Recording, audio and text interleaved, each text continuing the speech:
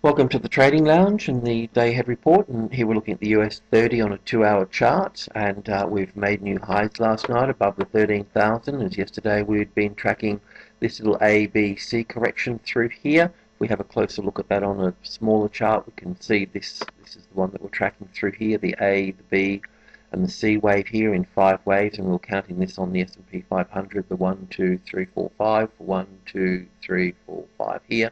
So now we're counting the 5 waves up here. Now, normally we would see, let's come back to this one a little bit here. Normally, in normal circumstances, we would see the price move across the 13,000 here in a series of swings. The first one would be getting to 13,100. Being sold off there, and there is a lot of resistance there, supply. If you have a look on the daily chart, you'll be able to see that. But yes, normally hitting the 100 and coming back and cross and down and so forth. But we've been rising here on the probability of finding a solution to the fiscal cliff. So we may even see a sharp move up from here, which wouldn't surprise me because as we're counting so far, we've got wave 1 up here and wave 2 here. So we should be looking at a wave 3 up here, which should move quicker than wave 1 here. So there's that tinge of positiveness there that we should be able to go on. I mean, it is positive too in another sense, is the fact that it's just sticking to the 13,000. That to me is always a positive thing. It's not rejecting it. It's doing all the right things and making a new high through here. And just have a little look on, this is the 13,000. This is a little bit sort of overnight here on the 2-minute. It's got this little 5-wave structure here coming off the 13,000. This is a 2-minute chart. But it just gives me an idea of what's going to happen next, so to speak. But we've got that little 5-wave structure there, wave 1, wave 2, nice strong wave 3 here, as you can see, complicated wave 4 sideways, and wave 5 going up. So we'll see some higher ground, and we'll see a correction back, but we'll see higher ground again. So that's because we've got 5 waves in the opposite direction from this direction. That means we'll be seeing higher ground still. So we can expect Friday to be up, so that means we should be able to hold positions over the weekend. Just skip to Australia here. Just want to point out that we've got PMI figures, manufacturing figures coming out of China, which will come out 12 o'clock roughly Saturday.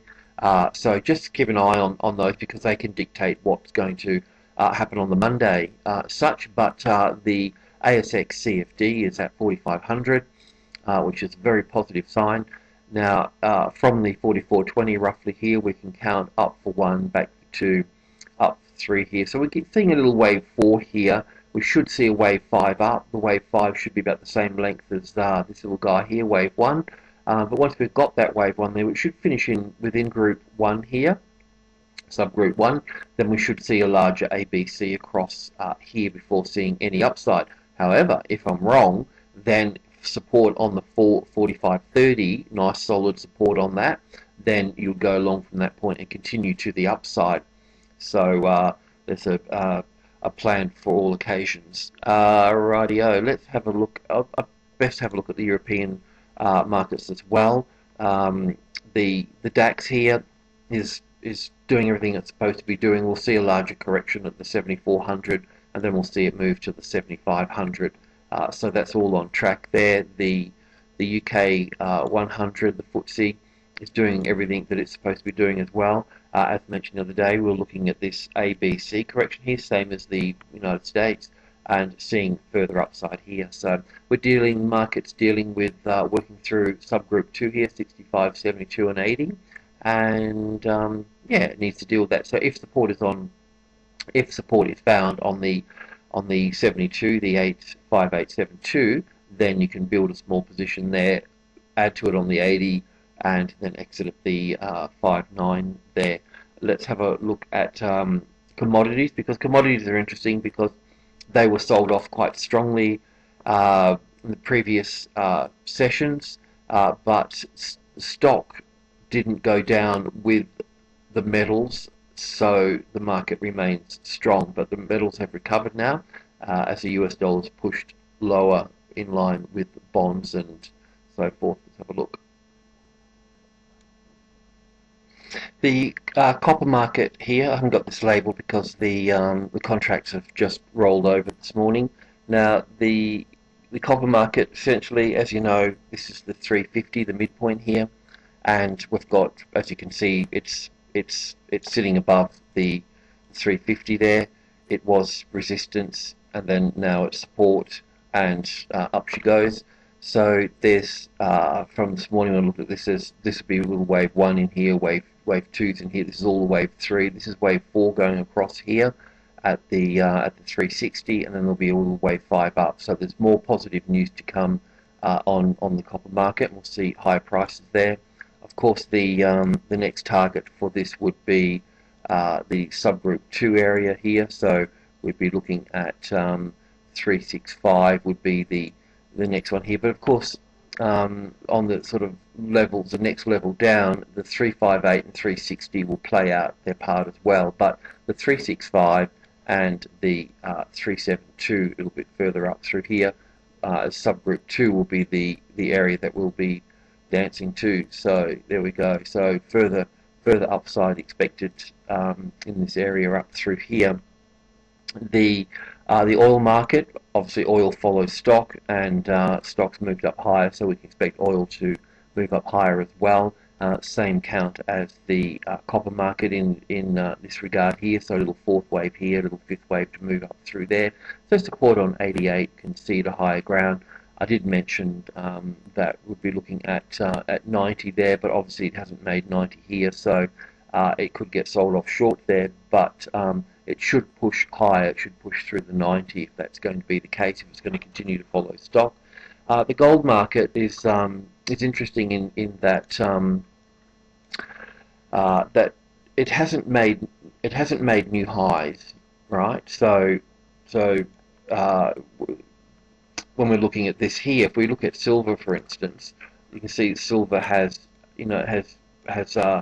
pushed up all the way back up, and I thought it made new highs. It hadn't, but it should do, in terms that, like we looked at the wave count on oil, a little 5 waves up, and copper as well. We've got the 1, 2, 3, the 4 here, so that should get back on here and make one more new high here. And also because this is in 3 waves here, that means we'll make a new high here as well. So yeah, but point being is that that gold really hasn't moved back up through its move back up, back up through here. So yeah, so what this sort of means is that this low here, because it's moved down pretty quickly, it's hard to sort of decipher it a little bit. So this can be the wave 2. I was looking for wave 2 low in here, and then new highs to be made from this point here, but it can be from here as well. So if support is found on 1730, then go to the long side up there. If you're already long above the 1720, that's fine. Then if 1730 comes in, add to that position up there, we'll be making new highs from that point. So look, basically we can move in here before we get this wave 2, before we push up. So when we look at the other markets, we think that well, it's all moving up, we'll move up with it, and that's a real possibility as well.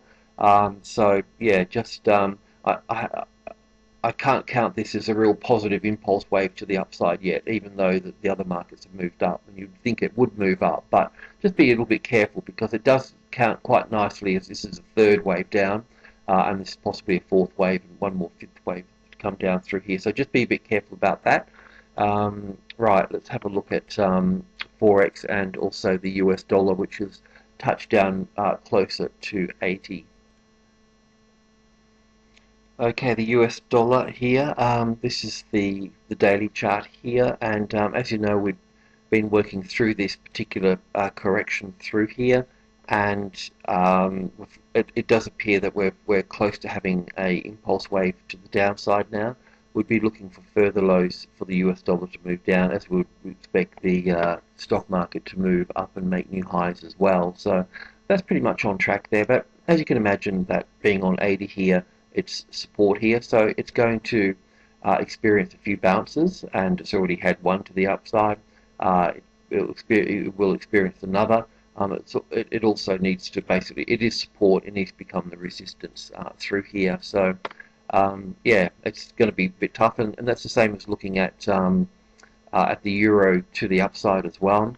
When we're looking at the euro here, the minor level 130 here, the top of minor group 1, you can see that we've got a trend line coming through from above here that's cutting through here, which is, you know, really going to hold it there, plus the 130. So it's you know, it's got a bit of a struggle there. It's not going to go very far. But that said, with all this headline news coming out of Europe and the US, then it's, you know, it may push up a little bit quicker than one would think. Now, the wave count for that little move up through here so far would be still the same wave count, of course, but we've got up for 1, back for 2, then we've got 1, 2, 3, 4, and 5 could be in place here now. But even so, you know, we're still going to, even when we get another new high through here as another wave, a larger wave 3 here and a wave 4 here, you know, it's not going to go very far. It's still in its early, you know, this is what I call the arrival, the reaction, and we're looking for the first high above the level, and then the correction starts. So there's still a long way to go. So any trading done here for the euro would have to be, you know, would have to be sub-level trading. You know, sort of going for the 10 points here and the 20 points there, and that sort of thing. That it's not ready to trend here just yet. So just bear that in mind. The Australian dollar has had a larger correction still. So as you know, we've looked at the top of wave 3 here. So now we need to look at this as an A wave down to here, a B wave up to here, and a C wave down to here. Now the C wave coming down through to here should find support around the 104, and once complete as wave 4, then we should see a push higher as well. And also realize that you know, we're working with 105 here, and if you understand the levels, then you know that 105 is a midpoint, and 5 is the second strongest number. So it's going to, you know, it's going to put up a fair fight. But the larger the correction and the more price activity we have below the level here, once the price becomes support, then it will be supported by these sorts of price action and volume and so forth here. So it is a good thing in the longer run, just not the shorter run here. But as we're going through here, we'll see that we've still got wave 3 to play out through here. So from this here, we've got wave 1 here, wave 2. We'll look for wave 3, 4, and 5 down to here. In wave 3 coming down through to here, we could count this in here as wave 1 here, wave 2. There'll be 5 waves in this little section here, but there's still the 4 and the 5 to complete that, then the 4 and then the 5. Now the RBA have got a rate announcement next Tuesday, 2:30. So just be mindful of that. But seeing this come down like this would suggest that there will be no rate cut. That's what the traders are thinking, and that's probably rightly so. We're seeing stock higher. Of course, there's other indicators as well. But you know, this is probably what the traders think at this stage here. So yeah, which also brings to mind that, as I mentioned yesterday, the other European countries have their central bank announcements as well, and also next week as well. We mentioned the PMI figures, manufacturing figures for China on Saturday. Well, next week is a big manufacturing figures coming out for all countries as well. So that's going to be, you know, a sizable event. It's probably overshadowed by the fiscal cliff, but it's there nonetheless, and it will cause swings in the market. And the employment figures next week as well. So rates, manufacturing, and employment figures, non-farm payrolls, etc. Next week. So a bit of a biggie next week. Yeah. Alrighty. Well, yeah. As far as trading ASX stocks and stocks in the US and UK is to the upside and should continue to the upside. But as mentioned yesterday as well, we still need to work through some of those big numbers like the 13,000 for the Dow and the 80 for the US dollar, and so forth. And now that the ASX cash will be at 4,500, we need to work through that as well. But finding support, I just need to mention too, finding support on the 4,500 is really quite significant, because what it actually is, it's the midpoint between 4,000 and 5,000. So find support above 4,500, creates that just another layer of confidence and bias to the upside, towards the 5,000. Of course, there's numbers between 4,500 and 5,000, such as 4,800. There's other numbers before that as well. But finding that support, original support on 4,300, the top of minor group 1, puts the price at 4,500, and finding support on 4,500 takes us to the 5,000 mark. So all interesting stuff, but yeah, it gives an opportunity for longer term trends to the upside. Alrighty, well, good morning and good luck, and enjoy the weekend. And as I mentioned earlier as well, we are moving from Berry to the Blue Mountains, and we're currently in the move at the moment, and we will be for the next few days, and Monday as well. So the trading levels section on the website won't be touched until we sort of settle in a little bit, but everything else will be going as normal. Alrighty, cheers.